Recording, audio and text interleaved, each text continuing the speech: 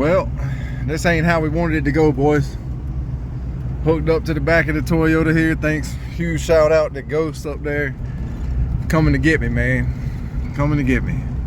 S10 decided to stop sparking on some cylinders anyway. We got a huge misfire in it. I don't know if it's jump time or distributor messed up, coil going out, something's done happened, because it's multiple cylinders all at once just don't want to work. So I go to the house, we put it on the scanner, see what we got.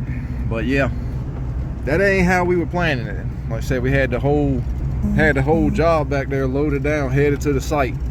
As you can see, he's got the wood and stuff in the front in the truck up there. So yep, rough start to the morning.